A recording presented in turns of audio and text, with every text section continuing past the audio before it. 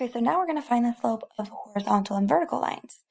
So you'll notice that to get from -1, 5 to 6, 5, I can't rise or fall anywhere because it's on a horizontal line. So this is saying that I'm just going to run.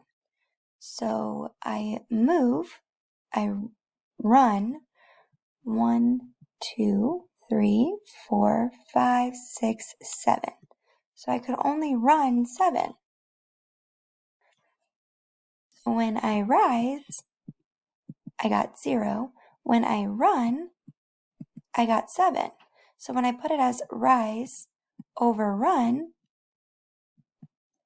or my m equals 0 over 7, so my m is just equal to 0 because I don't go up anywhere, and 0 divided by 7, which was my run, is just 0.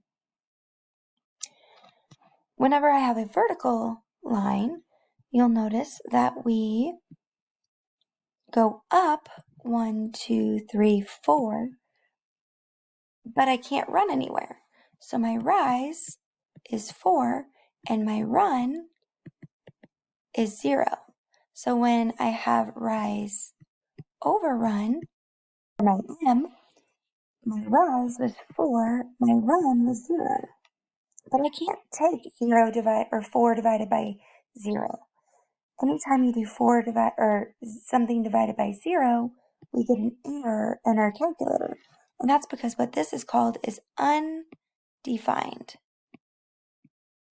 So I can do 0 divided by 7 and get 0, but I can't do 4 divided by 0. That gives us an error.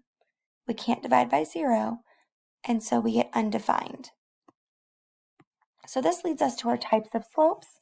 So whenever I'm reading a graph, think of it like you're reading a page in a book from left to right. So when I read from left to right, I'm going upward, and that's a positive direction. Whenever I am reading from left to right on this one, I am going downwards, so that's a negative slope. We have a slope of 0 when it's side to side, which we proved in the example above in A, right here. That is a 0 slope. And then up and down is what we call undefined.